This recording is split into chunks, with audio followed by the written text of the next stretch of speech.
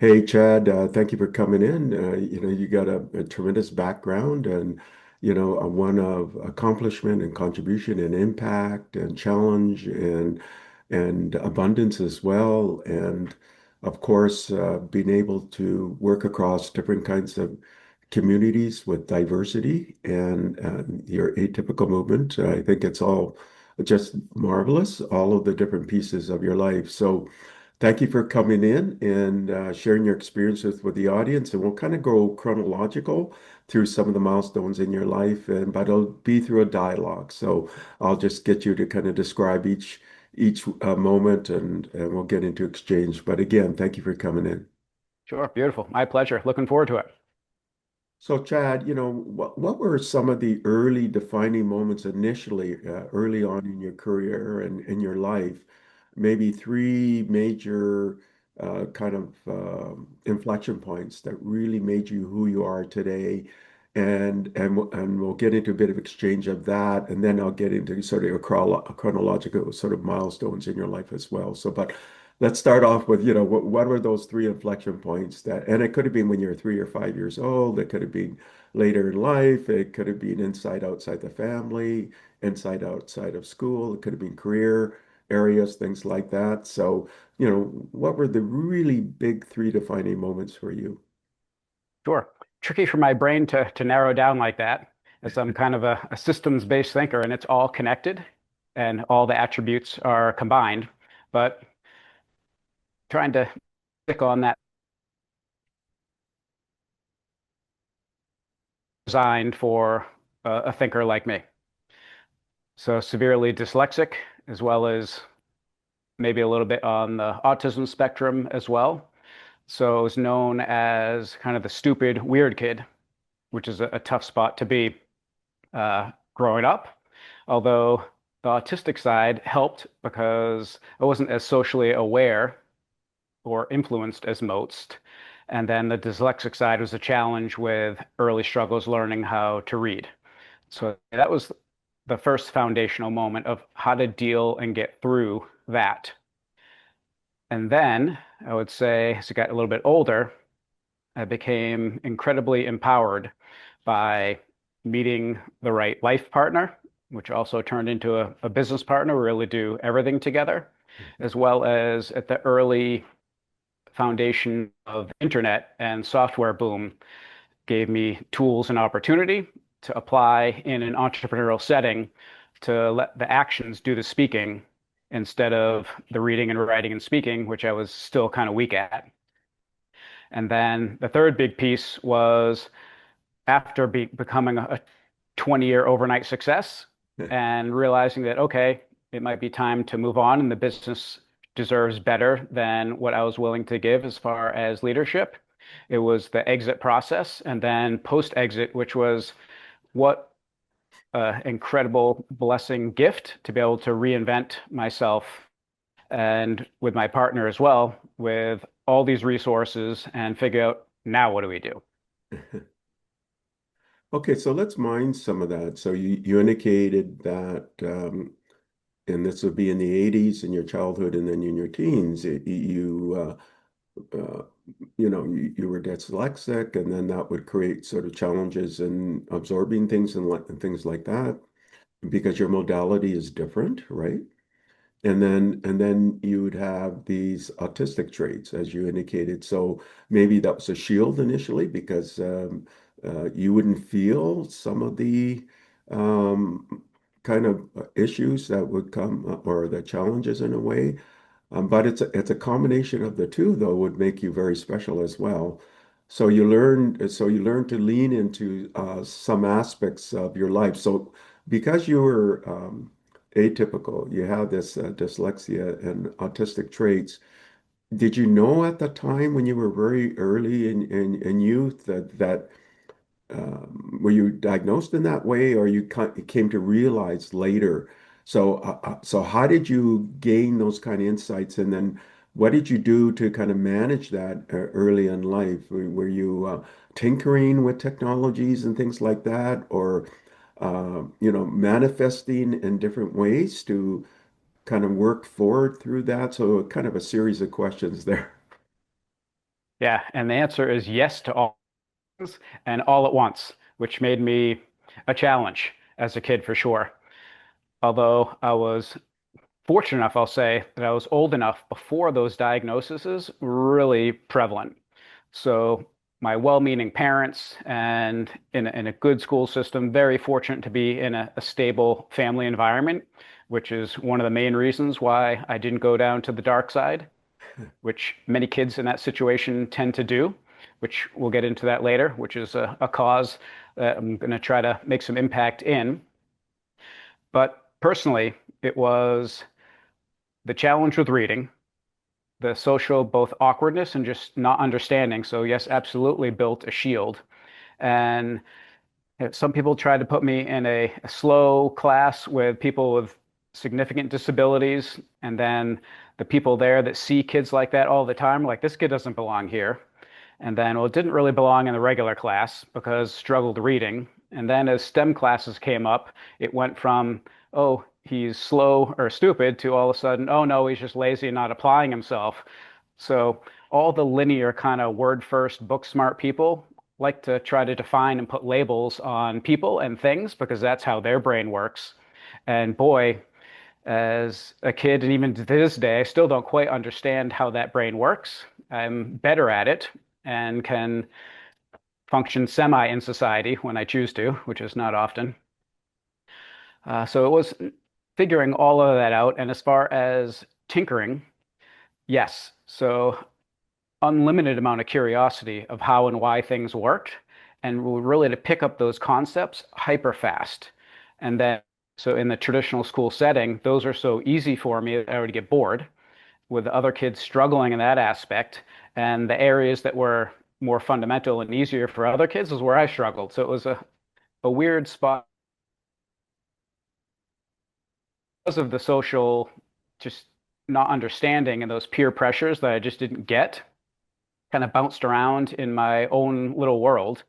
And one example would be because I was bored in class, I'd be doing homework from the previous class in the next class, which would drive the teachers crazy because I'm not paying attention. But yet, when tests come in the STEM classes, they were just easy. And the books that I was supposed to be reading, which I got through all the way through college without really reading a full book because it just not how my brain absorbed anyways.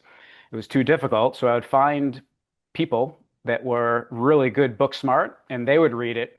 And hey, what was that about? And they'd give me a couple little key pieces, and then I could get by with a write a paper or pass a test, just barely get by. And every once in a while, I get called out by the teachers. You didn't read this because I was going off on a different path because I was trying to guess what was happening.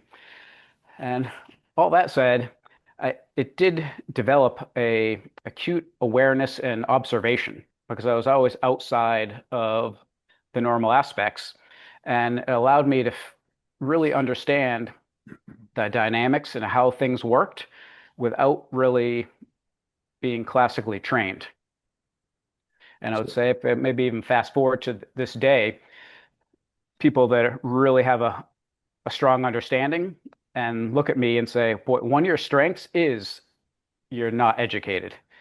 And that is meaning as a compliment, meaning you don't have those preconceived trained biases that are put into you.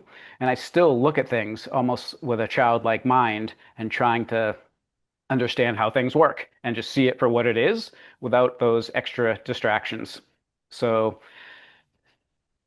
weaving forward, I'll just maybe give a preview that I've turned into a pretty good advisor for a small subset of people because I can look at what they're doing really cleanly. And some people really enjoy that. And I hit it off in those aspects. When if you were to ask me 5 and 10 years ago if I could be an advisor or help somebody else, I would say, "What- I can't even explain how I do what I do. How am I going to help somebody else?" Which turned out to be very wrong. you indicated that you grew up in a very sort of supportive family, and that was very beneficial for you, right? Because you were different, but they recognized that difference in a positive way and encouraged you. And because you had this reading challenge, you found mechanisms or skills or ways to address that. But because in science and technology, there isn't as much reading. It's more about thinking through problems and mathematical symbols and representation, of which you had this innate talent.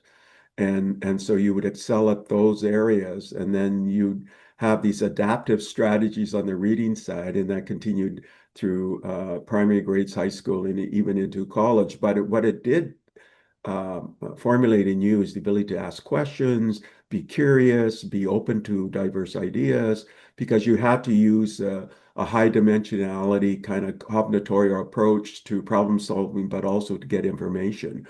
So, which means you have to do a lot of active listening, and then sort of translate that active listening into your understanding, and that would then translate into your ability to kind of work with a variety of people, from across the spectrum. So in essence, then it gave you superpowers. That's what I'm hearing. But you were fortunate to have parents who were willing to uh, adapt with, and then support you through this journey. So that's what I'm hearing in this process. Yeah, I would say maybe it's not that they were super supportive, but the environment was stable. And I think that's really critical for a child forming. They didn't really understand, and I knew I was different and didn't know what to do with that. And boy, I mean, your explanation of exactly what happened, boy, it would have been great to meet you as a kid and have you help explain to both parents and community and teachers, hey, this is what this kid is about. And now it becomes a little bit more obvious now, but at the time, nobody really knew. So there was incredible amount of frustration and disappointment, but yet stability at the same time. And I would say to your other points in there, I absolutely reversed engineered and taught myself how I learn, which was radically different than what I was being told this is the process. And so math, I was not actually gifted in math early because math, there's a lot of rote memorization, which I almost have none of. But when I saw the patterns and was shown, hey, this is how it works, I would really, the dyslexic side, reverse engineer. I do almost everything backwards. I think backwards compared to most people, and I act backwards.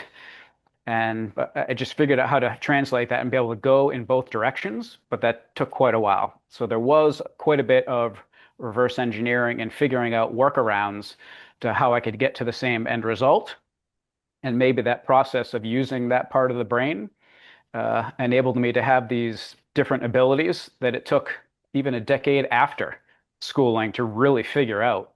And becoming the opportunity to be an entrepreneur, boy, what a gift that was, because it's the ultimate self-development process, especially the way we did it, which was no mentors, no books, no playbooks, no trade associations. It was just put your head down and do the right thing for the customer over and over again. And how do you just do that more and more efficiently? And boy, that was really the PhD education of taking all those skills to figure out how to get through education without really being educated, and then apply that to an entrepreneurial environment, which it was a slow burn, kind of a traditional J curve of, I would even explain it this way. There are academic, I would call maybe linear or single stream thinkers that do very well in school, have that incredible memorization power and ability to learn, hey, these combinations of letters and sounds equal these words, and they mean these things, which I couldn't do any of that. But people that can learn that very quickly and then repeat and use that over and over again become elite professionals. And that absolutely was not me, and I would not survive in that environment. I'm really unemployable because I can't follow those structures and systems with most people. And that was also a problem being an entrepreneur because I thought so differently. And the challenges of communicating that and figuring out who to hire and how to build a team that can work with me, and the different way of thinking, which was a challenge there, but then it created a business that was a total outlier in an industry and turned out to actually transform that industry from within. So a lot of bouncing around there, which is how the brain works. So we'll pause there and see where else you want to dig. Yeah, so we'll capture that and further on in the interview as well. So we'll kind of have these placeholders of what you're sharing of your later time. And so what you're saying is because of all of the reverse engineering, you had to go to first principles, kind of get to the foundation, atomic sort of level understanding of the components of anything that you got involved with. And first principles is actually a more efficient way of understanding and building layers on top because you're not going top down, you're going from the bottom up, basically from reverse engineering and understanding at this really building block level. If you can understand all of the things at the building block level, at the atomic level, then you can create the molecules later and be adaptive and combinatorial in sort of unbounded ways. I can see again, that would give you, in essence, in my opinion, kind of like superpowers a lot of people don't have because they're kind of dealing at the application layer, kind of sort of top level, and they don't sink down to the lower levels. And you're going to the lower levels, so that's going to give you a lot of different insights that people don't have. So I really admire and respect that, and that takes adaptability, combinatorial capability, high dimensionality thinking. It requires persistence and somewhat optimism to keep keep that agility up and perseverance. Now, you mentioned early on when I first asked you about inflection points, you indicated that you had this life partnership, which is a business partnership, and that happened in the 1990s, and you what 34 plus years together and it was one of the more critical decisions. So in that life partnership, because you have this multi-dimensionality aspect to you, how did that get recognized with your life partner in a kind of symbiotic way? How did that manifest? Yeah, fascinating that we both went to university early, a small little aviation college, because even take a back step there, I was always hyper accomplisher. So as you kind of described, understanding all those first principles and then curious of how to apply all those things. So I started off as a little Cub Scout and ended up an Eagle Scout, which just with barely even much effort and work compared to most people that wash out or never really achieve. And I saw a family friend that was an airline captain and made over $200,000 a year and only worked 12 days a month. And I was 12 or 13. I'm like, that is perfect. You don't have to talk to really anyone, just go there. It's mechanically flying was fun and interesting. And I got my pilot's license at 16, as well as selling little products out of my locker, always having a part-time job and playing a sport every season. So doing a lot of things. But since the social aspect, I didn't really talk about it, that no one knew I was doing all those subsequent things all at the same time.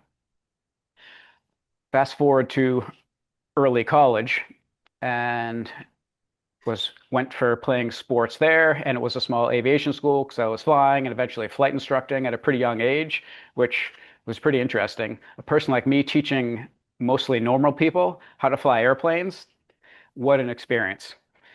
But to the specific question, met a girl, kind of classic, and she somehow saw the authenticity through the awkwardness.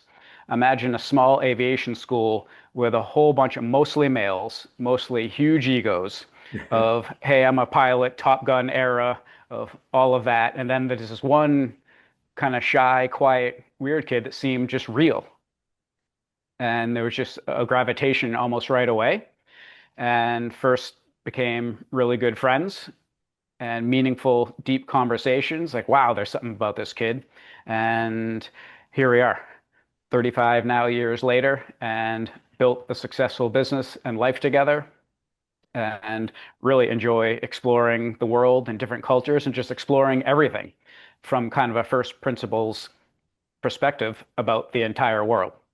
And we bounce around and kind of spread joy and intrigue wherever we go because we just kind of, I guess, we have that essence, and some people that recognize it really gravitate on and just enjoy. So that first principles sort of theme in your life also happened with your life partner because you were friends first and appreciated each other from a friendship and kind of an underlying foundational aspect first. So that's really first principles. And then if you layer on, marriage or partnerships and kids afterwards, if you build on that first principles foundation, then it's going to be much stronger foundation. You built a skyscraper, but you wanted to make sure the foundation was really solid before you build the other layers on top. And then you go into aviation school, but before that, you got a pilot's license very early, and then you're teaching, you're a flight instructor, and then you get into the Air National Guard as well. So I think all of those pieces are you see these areas and you adapt and then you excel because of this kind of theme of getting to the atomic level, right? The component level, and then building from there. And you start a business, as you indicated. You get early sales and team experience. You sharpen your social skills. So let's talk about that first business and what caused you to form that first business. Yeah, it was really accidental, which most of things in my life is still today. It's I'm curious and I explore something, and I'm not happy with the level of efficiency or how things are, and so I start creating. And that's kind of what happened. In this case, I was off flying airplanes, and my mother had a breast cancer as young, which is one of the reasons why not a tremendous amount of attention on me. And my father started this small little distribution business. And so he was focused there and let the weird kid just bounce around and do his thing. And two younger sisters were a little bit more traditional kids and learners.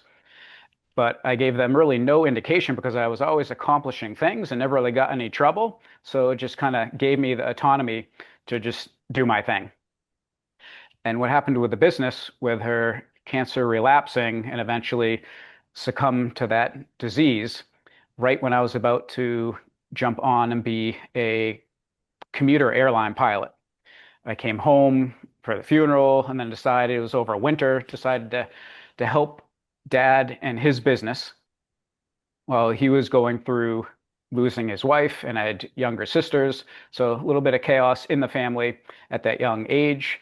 My mother, she died in the middle 40s, but had been dealing with cancer for 10 years before that. So I grew up. One of the things that I did was in the back of the warehouse of this little shop. There was like 10 people, small business representing other people's products. And when I came back, I had some more life experience, flying planes, and just seeing more patterns in the world. And I started helping by tinkering and tinkering with existing archaic software tools and processes that were going along. And because he was certainly distracted and grieving, had a lot of things going on, that I was just tinkering and doing. And got to a point where I started recognizing he's not that well either. And it wasn't just because of that big life-changing moment. What the feeling was and what it turned out to be was early dementia. And so as I just kept tinkering and letting those actions start proving and speaking for me, he started becoming more and more comfortable just letting me go with it because he didn't have the mental ability really to do much else anyways. And the rest of the small team, boy, it was there all sorts of interesting aspects of that because here comes this young kid, totally different with these totally backwards ideas compared to most of them thinking.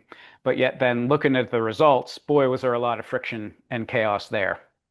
And I would say what happened was the really two, three people that were operating that business partnered with my father. There was a lot of friction. And the one example story of that is this internet thing was happening. And well, first I created the first website and like we need to put a shopping cart out there. We need to start selling things on the internet. And this was in the mid 90s, which no one in the industrial sphere was doing that because for the same reason the people in the business were, you can't show anyone your prices. That's proprietary. That's like trade secret level stuff. And I didn't understand. Like, well, yeah, but you're putting barriers in the way of people buying all that lack of efficiency of all those phone calls and faxes back then. Like this is insane. So it took me a while, and back to the first principles theme again was, oh, okay, I'll just make another website with a different domain and put a shopping cart on that one. And that's what I did. So a very crude early shopping cart. And within the first hour of publishing that site, there was no phone number, there was no address. This company didn't really exist. Today, you would look at it and no one would ever buy from it because it has zero credit. Probably a neuroatypical engineer placed an $80 order an hour into this. And of course, I'm going down to the hall and the offices of these other guys, and basically, I told you so, which didn't go over well because I wasn't a really great communicator. So I'm sure it came off really bad. And that was the beginning of the end of that relationship. It took a couple of years for them to finally move on, and they really didn't do it in a good way either. So there's chaos there of kind of Watergate style. All of a sudden, they're bringing briefcases and basically copying files at night, and then finally had the gumption to go to a small competitor and say, "Hey, we're going to put you out of business. We built this business. We know all the customers, and you and your father are done." So my father at that point is mostly out of the picture. And so now I was really just a kid and going, uh-oh, now what? And so quick PhD lesson. Most of the customers were much larger scale, and there were thousands of them. But the main ones, after this having to all of a sudden call them, they're like, okay, we talk to those and we know those guys, but there's much more to a business than just the person that you talk to. And so really almost no business left during that huge transition. Even though the customers didn't really know, there was almost nobody left. And we had to totally rebuild that business because all of the IP or all of the brain IP really just walked out the door. Except you've got this tinker that reverse engineered the entire supply chain and all the material science aspects of it and started building this big connective database and tool set to make helping innovative engineers and their sealing issues go away and give them a competitive advantage by times, even in the semiconductor industry, for people who are not familiar, these chambers with all this heat and chemistry that are very difficult to make these chips that are really driving humanity forward now. And they would pay anything to get increased performance, or in addition to increased performance, very specific application performance. And between me and the team and building, we're able to really do that at scale. And 90s, early 2000s, it's harder than it seems. We were breaking all sorts of software extents because they couldn't handle the level of complexity that we were trying to put into it. But we kept bashing away and it became significant. So that's a remarkable period of volatility in essence, right? And uncertainty, because you enter into the business, your mother has passed away, which would be a total shock to the entire family. You have two younger sisters, and you have to manage their kind of transition as well. And then you discover your father, in essence, has early dementia, and you have to manage that. And then you step into this family business, Marco Rubber and Plastics, to help stabilize and modernize it. And you introduce ideas that are transformational at that time in industry, because you're talking about the 90s, right? Because you're saying we've got to do e-commerce in essence. You have to put up a website, you have to have some kind of a presence there and not be so proprietary and closed. And now everybody uses this, more transparency in terms of what we have, the kind of products we have, and the value and the benefit that can offer to the business. So you were very foundational pioneering in that aspect. So in the business that you're in, it would be a frontier, again, first principles rebuilding. But and when you get into the web environment, then you can scale in a much bigger way than if you're just a shop and you're closed and very proprietary. So, and you could recognize that. And that's why you went onto the web. You created the first integrated ERP system, enterprise planning system, and into web and search engine optimization. And so you had this kind of core group that could work with you to do that. And even though you had lost some key people, you learned to consolidate, to learn the aspects of trust building and partnerships and engaging with people and things like that. So, like you said, it's like a PhD time. In fact, it's multiple PhD times for you because you're learning from kind of like this atomic to molecular, and then you're building actual compounds and things like that, right? So again, I can see these elements all um, gelling, and then of course you have a life partner who is encouraging and working with you this whole process as well. So that's that. I mean, that's really quite amazing, and the solution for digital enabled model, and of course. So you create this new kind of ecosystem in an industry and you transform it, and then you yourself have been able to scale this business. So now you enter this financial global crisis time. So talk about that transition period as you continue to build, and then you enter the global financial crisis, and what happened there. Yeah, let's say, as I tend to often do, is bury the lead, which when those key people from the team left, the amount of negativity and friction that was all of a sudden removed, the business had the biggest growth year in its history that following year, even with those people walked out the door. So with a whole bunch of rookies and a kid that really didn't know what he was, didn't know that he knew what he was doing at that point. So all those things in retrospect are very obvious and it seems like they were easy, but to learn how to communicate with people and building all those software tools at that day and age, if people are old enough to put themselves back there, we're beta testing and bolting on pieces. It was really duct tape and self-learned. I'm not a trained software developer, but just reverse engineered how all these tools worked and try to get them put together. And we're pushing all these bigger software developers, hey, this is what we should be doing. And I like this. I beta test probably half a dozen to a dozen different feature sets and all these all at the same time because I knew what the customer to build that as far as tools and processes at the same time of figuring out how do I find the right people that can deal with me, work with me, and see the same vision. And that was a 10-year process. That did not just happen in a few years or quarters going through. And really the self-awareness that started to keep growing and growing because some of those personality assessments were starting to come out also in the early 2000s. And boy, I did all of them on myself first, and then all different people within the small team that we had and started recognizing patterns within there. And then that really propelled the hiring process and got to the point where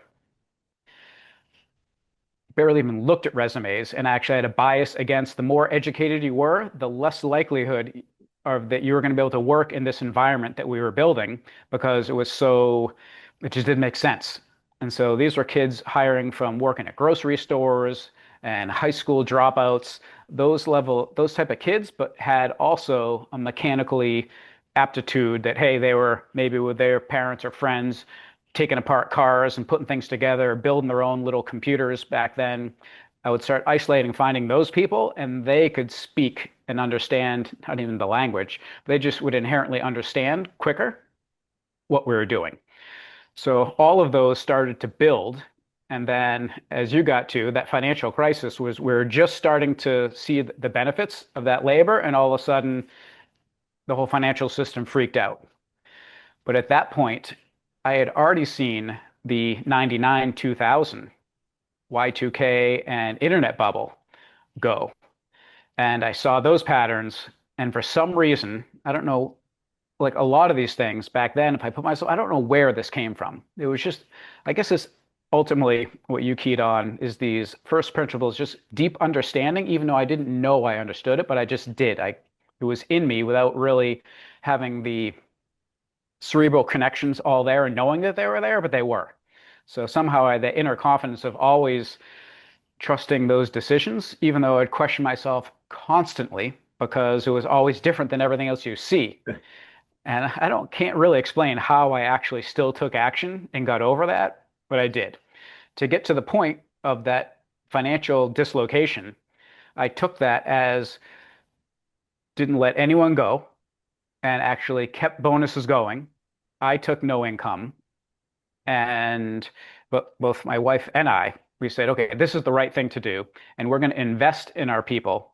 And then actually, a lot of these software tools that I was talking to and wanted to build and buy and bolt on just were way too expensive for a small company at that scale.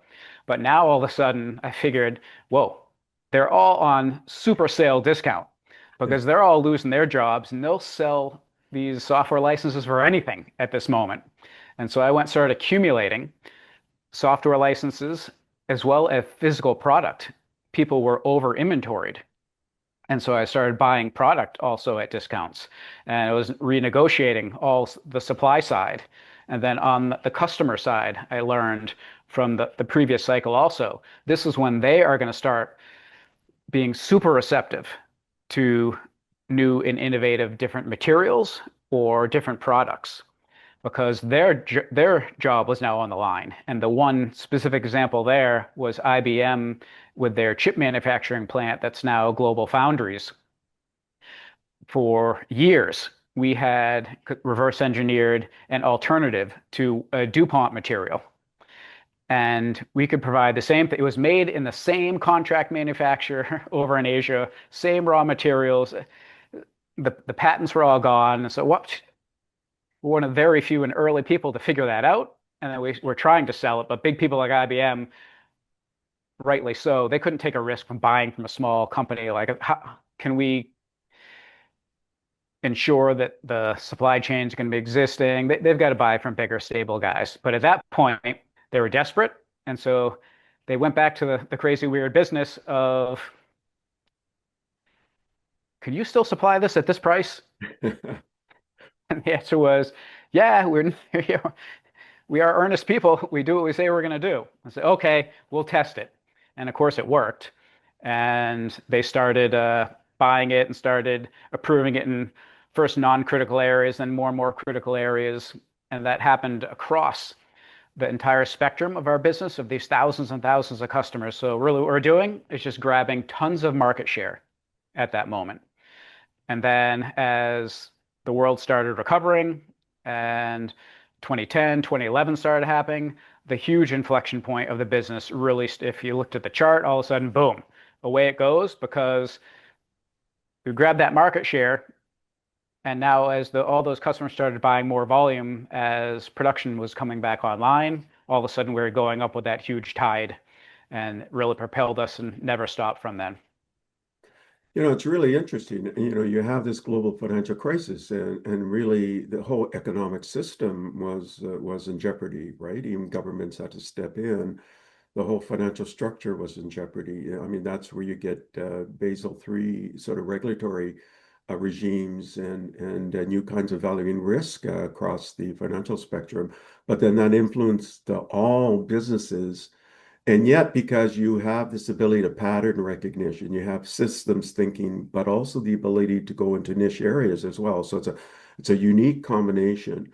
And that talent then said, you know what, we're going to protect our culture. So you didn't take your wife and yourself didn't take a salary. We're going to protect our people. We're going to make sure that and we're going to look at our suppliers and customers and realize they're under stress. And so that allows us for them to reinvestigate what you have, because before you were a smaller company and they wouldn't take that risk. But now the whole global ecosystem in every sector is under stress. And so they have to re-examine where can we find savings, things like that, right? Become more efficient. And they look at what you're doing and they say, oh my God, you're more efficient. You also can supply, you're being very novel. and your ability to provide materials that we used to get from a big supplier, but now you re-engineered those same kind of products. So as you're mentioning, you're grabbing market share, you're building relationships, and when then the turnaround comes, then you have the ability to then take advantage of the acceleration of these companies who are then expanding again. And you mentioned what a great case study for about IBM. I mean, that could be taught at Harvard, right? In a business school case study. So now you have no bank debt or outside investors. You have a lean team, yeah, and you protected them. So that's going to make sure that you're not going to get turnover, right? Because they're going to be loyal because you were loyal to them, right? And then you get the scaling, 10x revenue, and then you'll have great EBITDA, so like a measure of profit in essence, and great customer and team retention, and it's driven by this foundational system that you started building in the 90s, actually. And then hiring for natural ability, like you said, right? So you're looking for pattern recognition. You're looking for the tinker. You're looking for the out of the box thinker. And because that's how you drive innovation, right? So even in big companies now, they'll create these little small teams and make them fairly independent because they're not looking for traditional thinking. Yeah, even with DeepSeek. I mean, the gentleman who founded DeepSeek was hiring people just out of university or in university, which is not the traditional way of hiring, and it's because he wanted this kind of innovative thinking, right? And you're kind of doing the same thing. So really, again, just foundational talent development and platform thinking, system thinking, also sort of niche and targeted thinking as well. So the combination is just creating this incredible success. So now let's go to the next major sort of inflection point here, and that's where you start even growing it even further, and then you get this major recapitalization, right, with a PE, but you're still involved, and you're involved in all these acquisitions, and then we'll get into Atypical and why you found it atypical. So, but we don't have a lot of time left, but Yeah. so we got about let's see here, or unless you can go a little bit over. Yeah, I can. I would say, as usual, I hear you, and it reminds of another critical point of back during that chaos time is I was always trying to get the supply chain to share their data with us. And boy, was that a challenge because people thought it was more trade secret. And during those down cycles is when say, I would have to beg and plead and make promises. If you share your inventory levels and your pricing and your capabilities, give me all of that. I will digitize that. Not only will I give it back to you in a cleaner way that will help your system architects, you'll be able to run more efficient. But all of a sudden, we could see now all of a sudden windows into the whole market because a lot of them started saying yes. And so that level of efficiency allowed what you alluded to, the EBITDA and EBITDA percentage. We were so efficient because of the digitization of this whole industry, really, that hadn't been done. And even today, a lot of people say they digitize, but we really did it from scratch. And that was a huge advantage that allowed that efficiency to get us to the point where all of a sudden this company started really scaling. And that got to the point of, we're getting to, which is exit, which is all of a sudden it was turning into the need to be a manager and a CEO of a real business, which takes away all my skill set of all the joy and the tinkering and building, which was fun. And now I'm spending more and more of the day dealing with people and chaos, which finally led to the epiphany of if we don't really want to be managers, but we also don't want to manage managers. And if we're an owner, we really can't because we take hyper responsibility for everything that we do in our lives, always have. So being an owner with other people calling the shots was also uncomfortable. So we basically hit a point where maybe we can't or should not be the owners of this business anymore because the business deserves much better scale beyond where we were headed, which that's we went through the process. And boy, were we fortunate to find a boutique firm that exclusively works with owner operators. and especially the outliers in business where they can really make an impact, that the story is hard to tell because you go to the private equity in the financial world and you've got this company that's an order of magnitude outside of the normal and efficiency. So it's the normal multipliers of what it's worth is totally off. And the right businesses will look at that and say, this is a gold mine and should be a platform. And that's what it ended up being. But most of the traditional ones just don't understand how can this be this anomaly? We only work in traditional. It doesn't fit in our algorithms. And how do we underwrite this? Because it's not normal. And so you've got to find almost an innovator shop there. And we really didn't actually take the highest offer. We took the team that we thought was going to do right by the people and the brand, and we were going to roll over a bunch because we believed in the foundation that we built. And now, a bunch of years later, it has still been a mutual success, and the company is still doing some pretty cool things. You know, that's really interesting because a lot of people in the audience don't realize what private equity is, for example. They may think that's venture capital. It's not. Venture capital is very early. They can bet on innovation. It may not, the team may even be unproven, or even the product is unproven in some aspects. Some of them are very early. And then venture capital will then go into maybe higher sort of a maturity of companies. But private equity is looking for companies who are already successful, and then what they do is they'll take a stake in that company, typically majority, or they'll do a full buyout, and they'll work to scale it. So it's already got revenue. It definitely has product market fit. It has a great customer base. Let's take that 50 million or 20 million or 100 million they're doing, and let's scale that to over a billion, or let's scale that like in some companies to, let's say, hundreds of billions, right? So that's the kind of the private equity mentality. So I just want to give it a little bit of basis for the audience. And then and like you said, you were so aware enough that you weren't looking for the best offer, you're looking for the best fit. And to recognize that you have been working on this digital transformation, unique way of doing things in your entire industry and nobody else was doing. And that was giving you incredible efficiency, incredible EBITDA, or kind of a measure of profit. And that efficiency was translating to your supplier chain because you were saying, let's work with you. You give us insights and we'll share what we do and improve your efficiencies, but then you'll have a much better understanding how they're operating and the kinds of things that you can better serve them, right? So it's a win-win. It's a 360 win. They win, you win. And once they realize that, then that customer base is going to be retained as well because you're part of their journey. You're working with them in partnership, peer to peer. You're not working for them, you're working with them in mutual acceleration. I mean, it's just such an amazing model. And you find with Align Capital, they would recognize what you've got and they would respect it so you can work on it.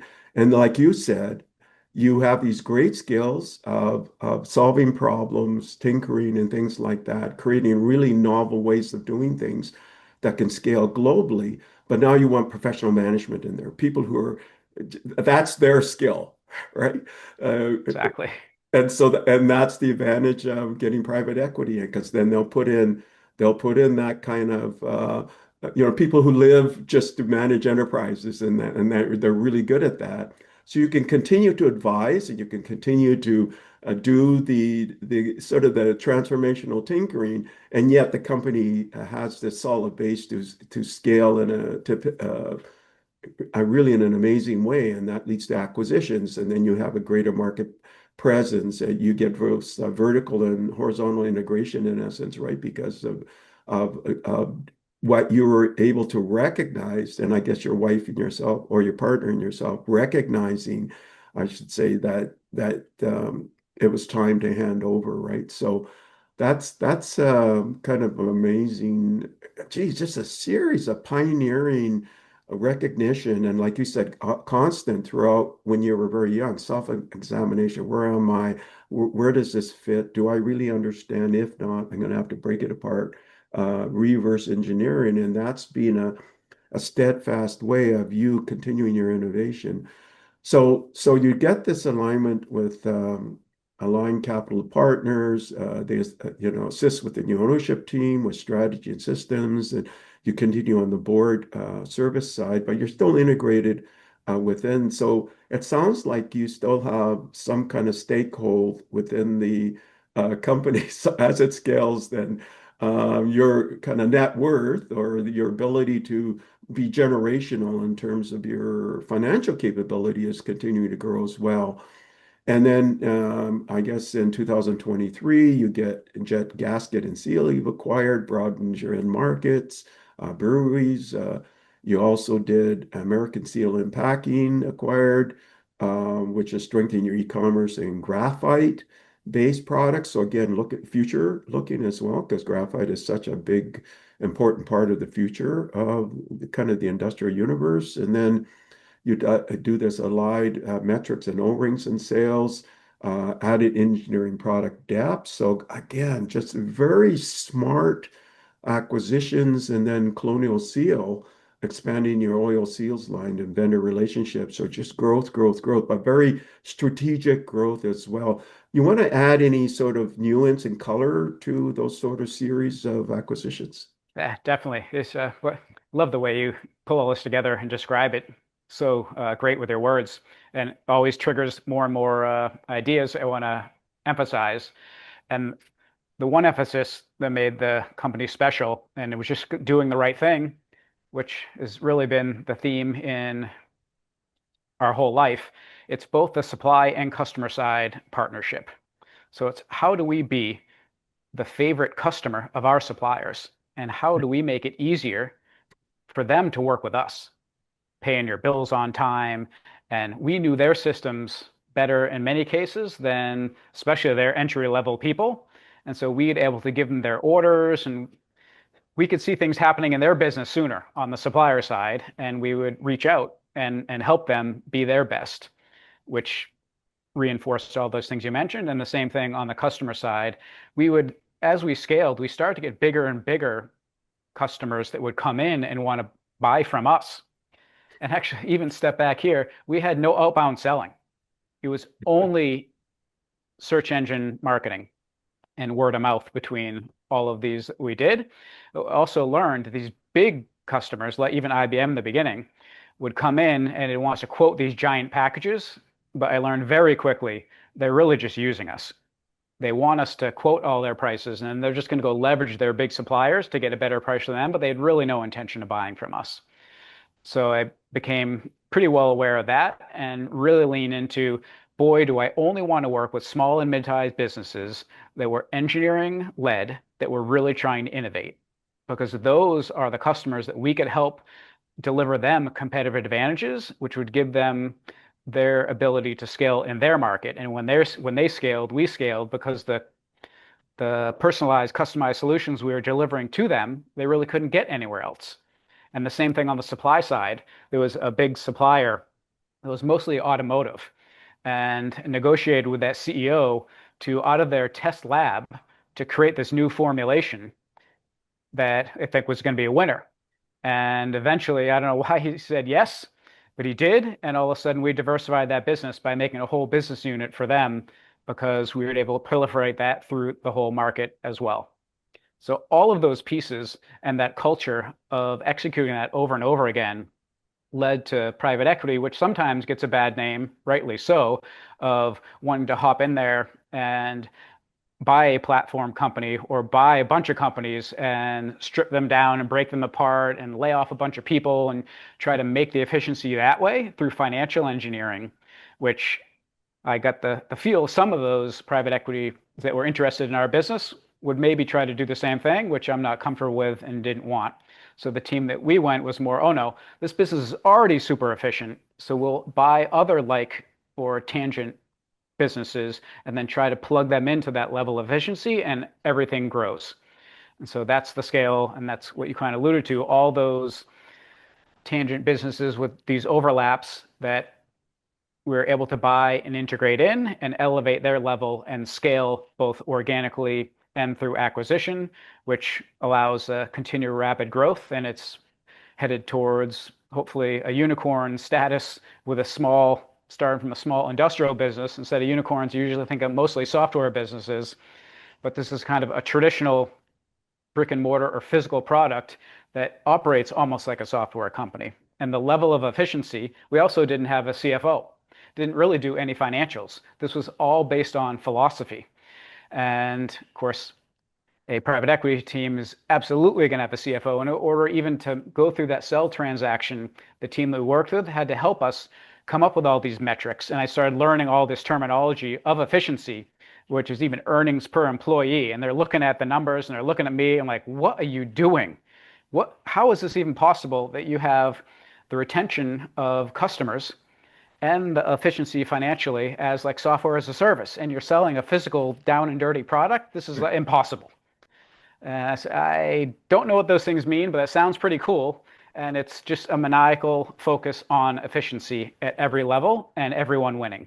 And that creates those metrics, which is why so many people were interested in buying and trying to scale that business, would put in actually professional management, put in professional sales, put in financial oversight, because most businesses can't run on just someone's understanding of how it works and able to scale that way. So it was truly an anomaly in a business, and there was certainly growing pains in that transition. You have a team that's used to working based all on philosophy, and now you've got an ownership group that is much more metrics and numbers and being able to explain you did this action which related into these financial or efficiency metrics of operations and how it all works, instead of just trust the leader.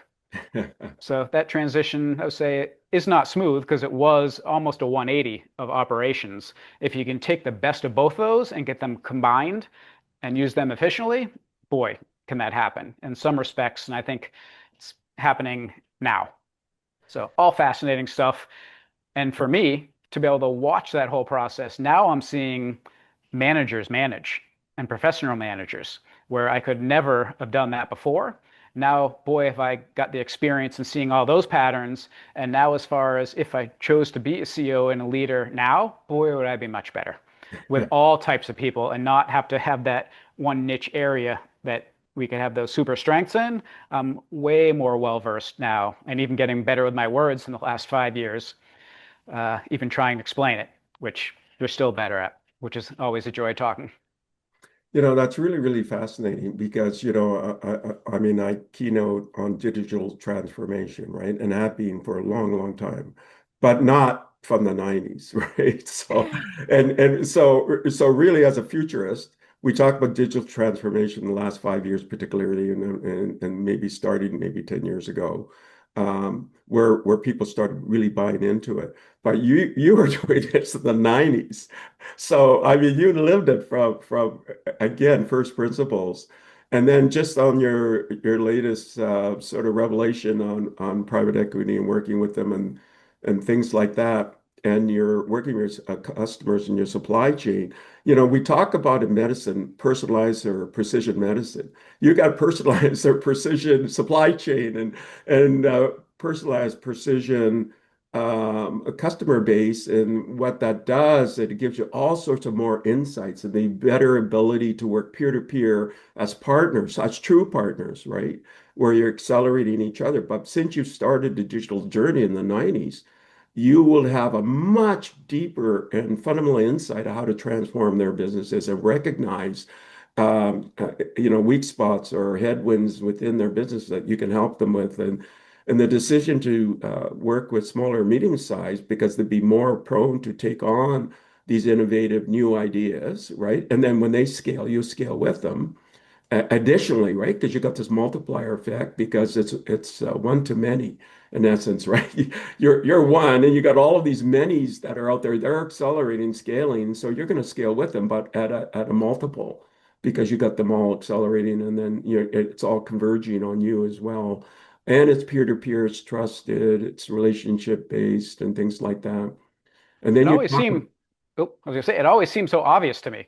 And when looking out the landscape of not only the industry we were in, but others just wouldn't do it. And I couldn't understand. And I thought the big guys were going to see what we were doing and just crush us because they could and should do it that way. But they have their own, speaking of health, immune system within those big organizations, which why I alluded to the innovation needs to be side and separate little small pieces. But I would say we can interject. This will be a whole nother conversation, but that same mindset is how I see the whole world and how I took my own health journey that is a whole nother long story, but based on those first principles and all little pieces and how it works. Same thing on the financial side, which led to post-exit of me seeing what wealthy people do and how they operate and how their wealth is kind of is a business. This thing called family office, I didn't know what it was, and the software and the tools that family offices use to manage that. I was greatly disappointed, just like I was disappointed in my own industry. And so I started innovating there, and we built out a family office structure, which turned into a multifamily office because I wanted other peers, other first principle, purpose-driven entrepreneurs. So that business is now over 20 people on this platform, which is sort of another accident, just building something for myself. Same thing on the health side, working with private integrative medicine doctors for myself. And he does all sorts of brain scans and looks at my brain and goes, oh boy, you definitely are an outlier thinker. And I'm an advisor to him in his practice, and we're helping him build software to allow him to be a better partner with a patient who is actually the CEO of their health and allow them to be in, build a team to help them with their health, just like people build a team with their wealth and have tools to make it transparent and super efficient there. So all these areas of pillars of life, education, health, and financial, I'm really working on all those now simultaneously with different people and different things, which eventually gets us to this other piece, which is a nonprofit, which I can tell you the backstory there next, unless you want to dig in somewhere else first. Yeah, so I want to explore each one of those areas, but before I do that, I just want to close off the private equity side of it, since even though it's continuing, because you indicated that it gave you professional management, but also data, because really private equity is very metrics driven, as you indicated, right? So they put a whole mathematical metrics database system about growth and about where that growth is targeted, and they can get very granular. So that gives you kind of like a microscopic, almost nanoscale insight into your businesses and the levers, the tuning knobs that you can actually, it's like a machine learning classifier, tuning knobs that you can, or quantum, these little tuning knobs that you can actually alter and enhance to get performance at these very macro, or I should say micro nano level. But there's, again, that's exponential scaling impact if you can do that based on metrics. And you put that whole layer in, and as you mentioned now, if you were to take on this role with that kind of insight, it brings up a whole kind of system, but also granular level of understanding of what makes something work. And as you indicated earlier too, big companies, they're like a massive ship, and they're hard to turn around because they have this kind of inertia to go in a particular direction, and that's why innovation sometimes is difficult. And you see this where some companies, Intel hasn't done as well as NVIDIA. NVIDIA is now 4 trillion market cap. In fact, they're now, I believe, invested in Intel to help, right? Or you talk with some of the phone companies who, when Apple came in, I mean, or so there's all these really interesting, or IBM for that matter, right? If you look at the total market cap compared to Microsoft or Google and some of the others, right? So it's this, you got to watch for that inertia, right? And so that's really interesting. Okay, so I just wanted to get that sort of closed and addressed. And then let's look at this then. Okay, now, as you mentioned, you have high net worth people, and they're really can be conglomerates. It's just that it's all family owned, and they have to manage how that works, right? So, but they're not digitally transformed, and they don't have systems in place. So, what you've done is you created like a family office service in a box that they can implement, and they can scale. You can help them scale and get insights that they didn't have before, right? And so explore in this world out there, family offices or people like yourself who become very successful, and then they realize, well, we're an investment group, so that's really like a company, and it could be like a holding company with investments and things like that. But you're saying, well, why don't we modernize how they do those things? So can you go a little bit deeper into what that means. Sure. I was really frustrated with I was expecting all these sophisticated tools for these very wealthy, think perception-wise, sophisticated people. Of, but I learned more and more, there's not that many that are true actual builders. There's a lot of generational wealth and a lot of wealth that's created by investing in other big companies, even the ones that they started, but they were professionally managed, and they're no longer in the day-to-day.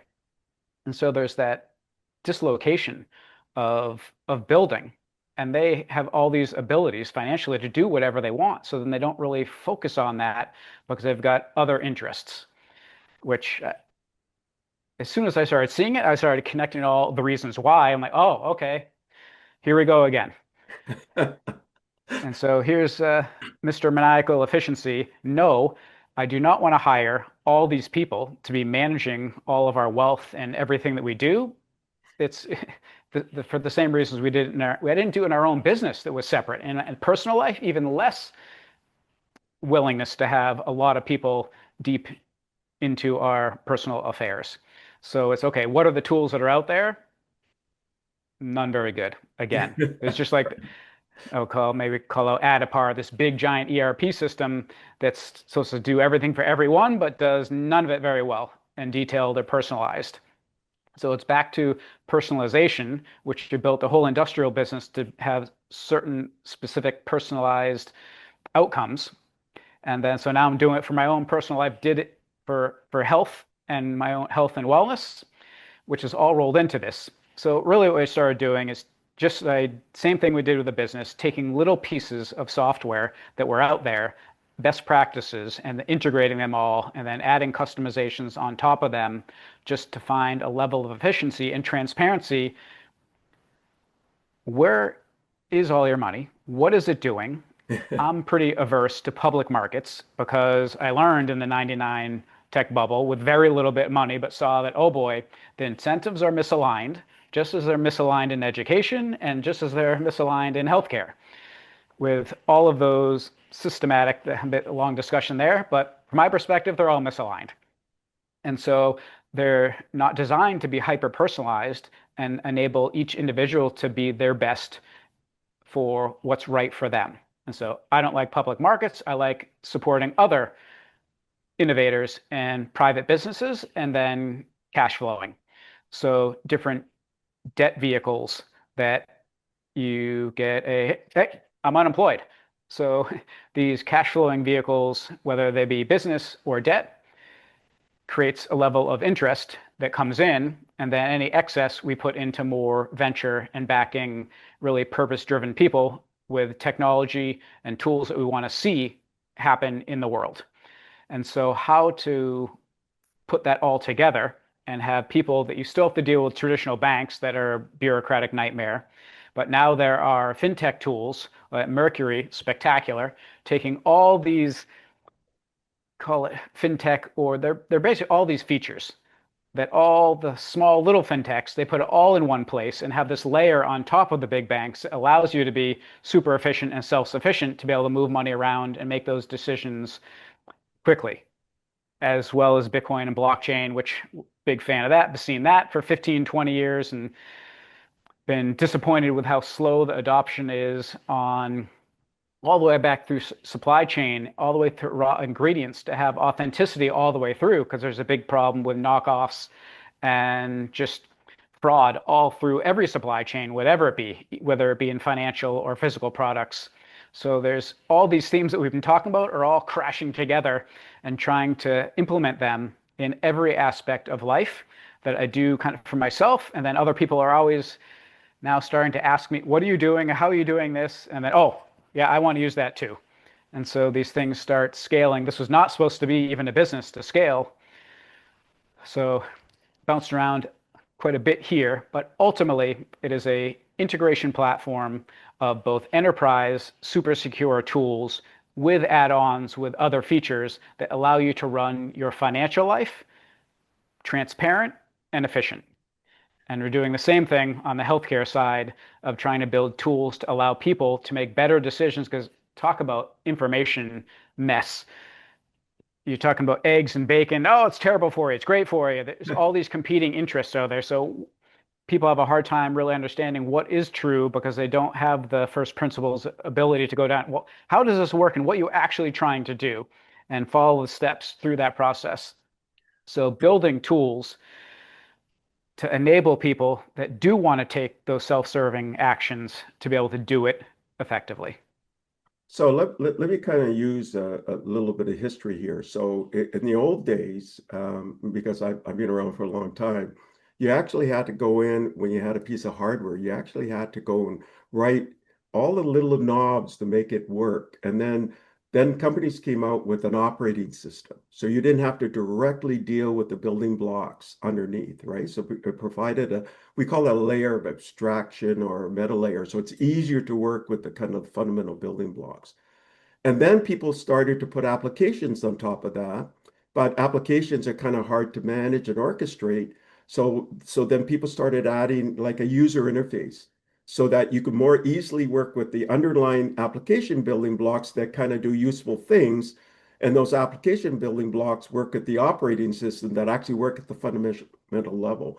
What you've done is you built all of that. You built a complete sort of platform system that provides the operating system, the applications, and then the easy to use kind of orchestration user interface, just like ChatGPT does, right? AI has existed for like 50 years, and then they came out and you could just talk to it, just type in simple things, and it handles all the underlying layers. That's what you've done with Family Office as a service and also as healthcare as a service, personalized healthcare as a service. There's a lot of complexity there, and you removed all of that complexity. So I don't have to worry about all of those underlying layers. I could just worry about think about how can I accelerate my growth in this area? What are the opportune areas to invest in? I can get metrics back of the things that are performing and not. You've automated that essence and you put it into a box, meaning it's like a container that does everything for you, just like GPT kind of does everything for you. You can just kind of just work with it, right? So that's amazing. And he Yeah, did no, it at a first principles level because you had to kind of look at it fundamentally. What's the challenge? And you've got these decades of experience digitizing. So amazing. the just like you alluded to, machine learning, AI, whatever these labels you apply to these things, back to when we're wanting all this data from all the suppliers, all the whole market, is because we were writing little algorithms or tools or scripts, whatever words you want to apply to it, that learn and allow you to make decisions faster with access to those information. And where Google is transformative, it was a site which is this blank box and you can type things in and all of a sudden would give you information back. And now ChatGTP just did the same thing.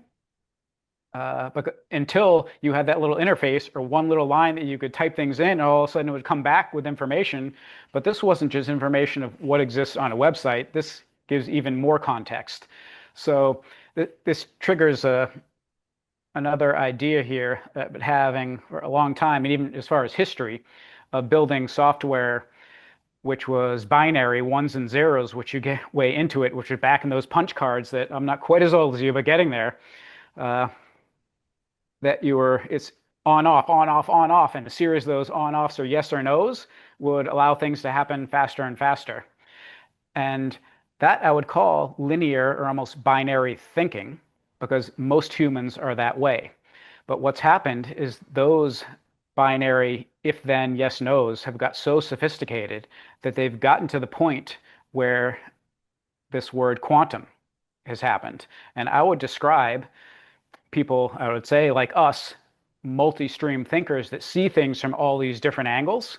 And then even beyond that is take these giant leaps from recognizing this is how this works, which is very similar to something how this works over here that most linear thinkers would say these are totally different things. But people that are more quantum thinkers see, no, but 80% of it, the fundamentals are actually the same. And you tweak that other superficial 20%, and you can use that same methodology over here. And so quantum-based thinking, I think hardware and software and just human ability is we're at the precipice of jumping to enable quantum thinkers to actually build tools that are quantum in their execution. And another high level first principle observation from a person like me sees that all of humanity has been this, and there really is no such thing as new earth shattering innovation. All humans are continually doing are observing what is happening in nature and are trying to make it happen more efficiently with tools, whether it be from way back early steam engines or even just first transforming rocks into different shapes and metallurgy. It's all taking what exists and you see that, hey, this sharp thing works. Let me make something sharper that works even better.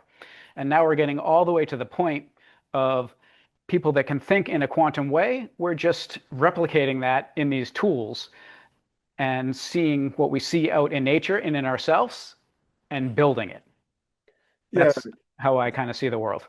yeah, it's interesting. You use the word quantum here, and you kind of double down on it because quantum has the ability to entangle things that are in desperate different areas, right? So, and then you can have multiple things happening in just in one area that's superposition and combined with an entanglement, and you say that that's a property, a fundamental property of atypical. So really, you're now leading into laying the groundwork for atypical. So let's talk about atypical. Okay, so all of those ideas and theories came into more observations, especially post-exit, of it first started with reflecting on myself. Like, what just happened the last 25 years? Because there's not a lot of planning or intentionality that went into all of this. It was just observing, seeing, thinking what's right, doing. And repeat over and over and over again in every aspect in all these different angles.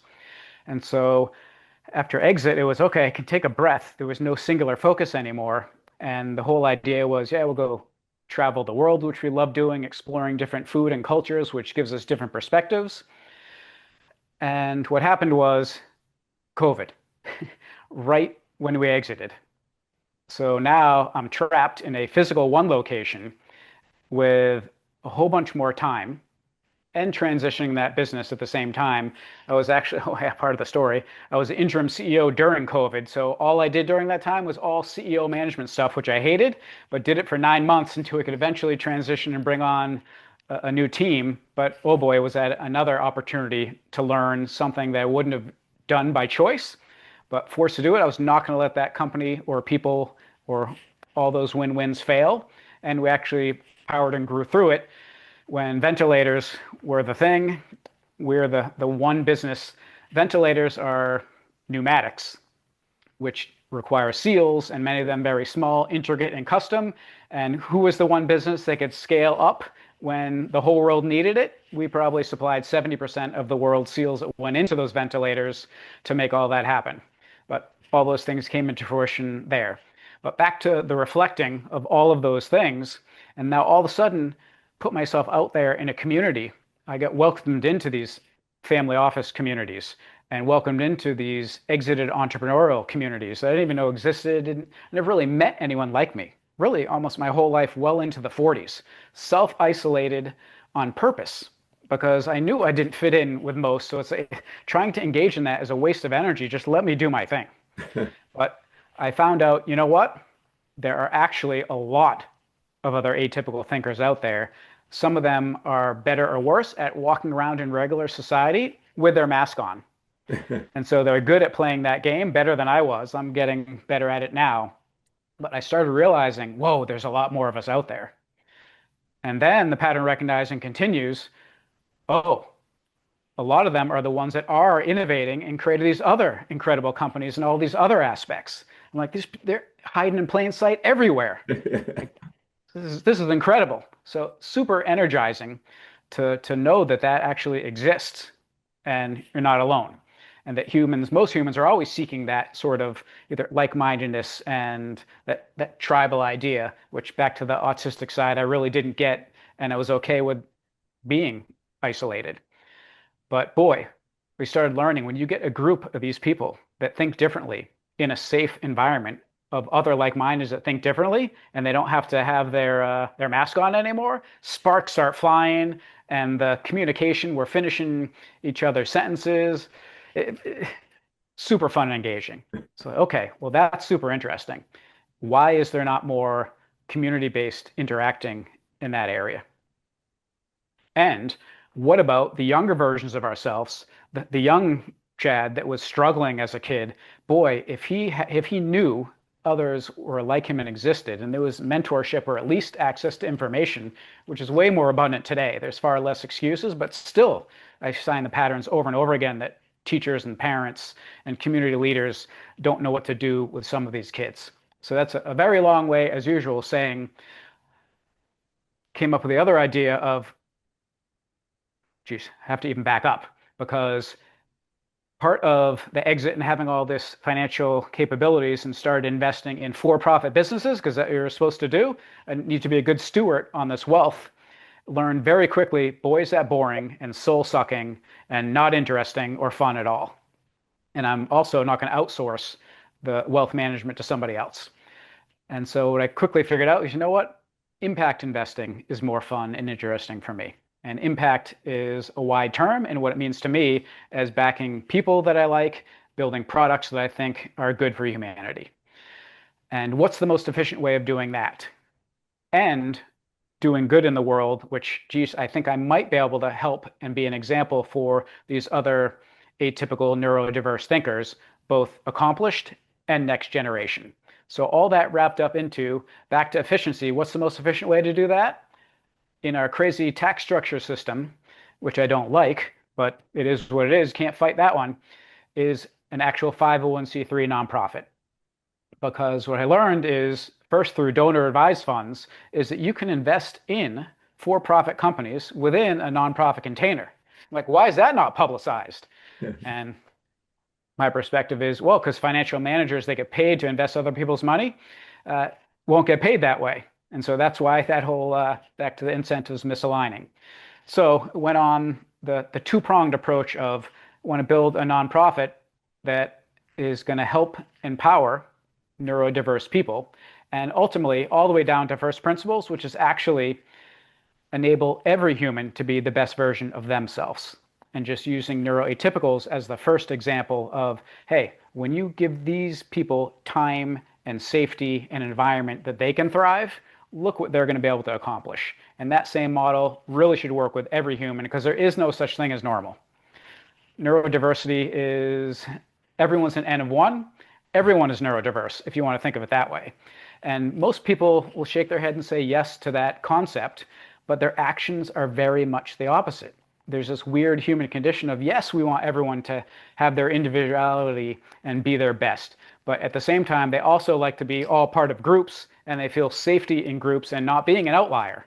So, and you can't kind of have both those at the same time, which is why humanity tends to get confused. Back around, if you're following me, is this 501c3, so you can accept money, even though most of it will be, the idea was endowed by us. We just wanted a place where we could put tax efficient money in, make investments in for-profit companies, and donate to other causes that were doing good, and build a team and an entity that is going to also do good in itself.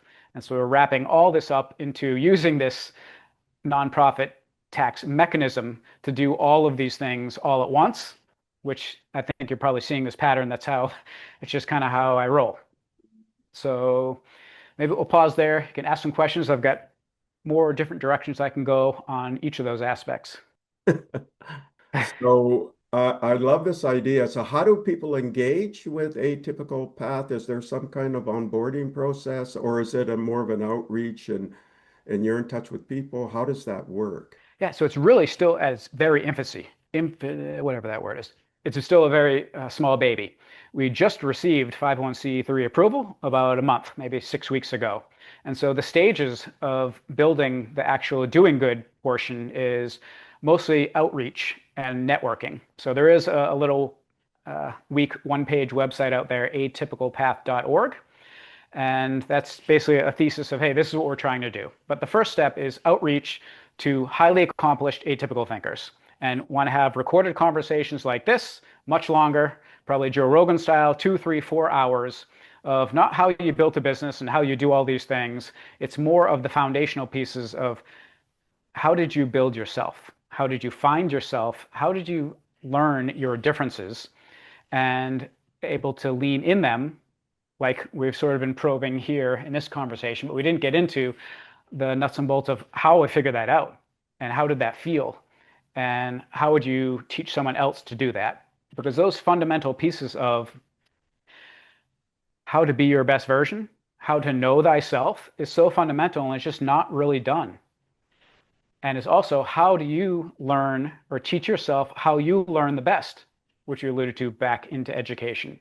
So what I'm doing is going out to this supply chain of humans and ask them to share all of their wisdom, aggregate all of that wisdom, share it amongst other accomplished atypicals to help them be even better and do whatever their next contribution to humanity is going to be, and then reformat all that same information, which is the same information the younger versions of ourselves would need.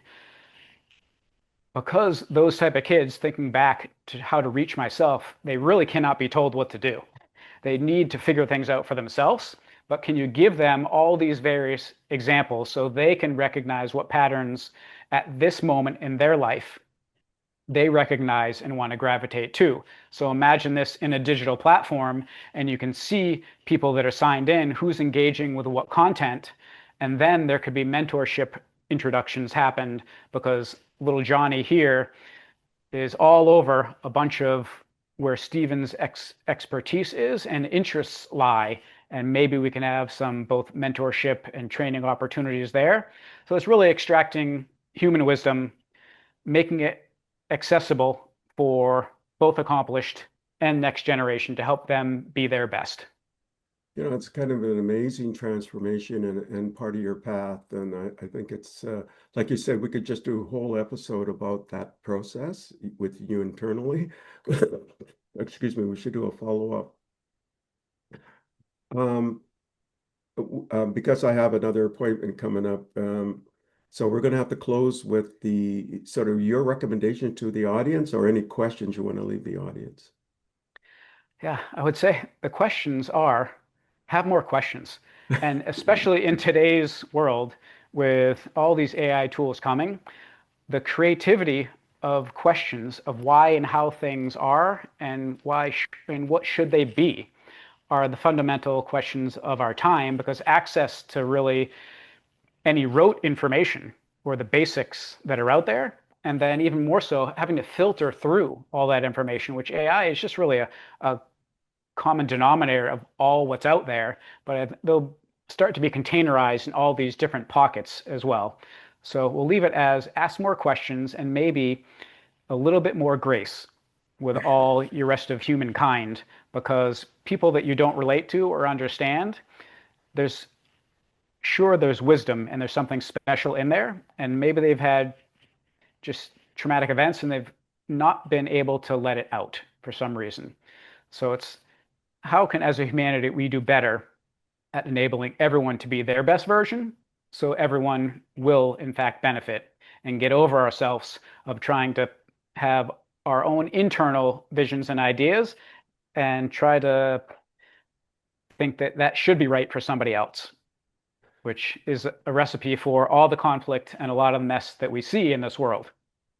Yeah, I mean those are so great pearls of wisdom and Chad, I really enjoyed this time with you. Because we could see the all of the different pieces of making you who you are today, and you're just starting in essence, right? So, uh, I've been starting my whole life and continue because I look at things as new all the time, which drives a lot of people crazy, including my life partner, which I am difficult to be with, questioning everything all the time. But we usually get to the same result, just at very different methods. And if more humans could have the patience and take the time to know, eventually get to those same things that we actually believe in different ways, I think the world will be a better place. And I'm going to try to help make that happen. so you mentioned earlier that kind of Joe Rogan. We could definitely could have had a Joe Yeah, Rogan we style. could go all day, I'm sure. Yeah, again, Chad, it was such a joy to be with you today, and And let's continue this journey. I definitely want to support everything you do. So just marvelous. And I really appreciate you. I mean, we went 30 minutes over, so thank you for taking the time and extending. Love it. Thank you very much. Until next time. Thank you for listening to the Brand Called You videocast and podcast, a platform that brings you knowledge, experience, and wisdom of hundreds of successful individuals from around the world.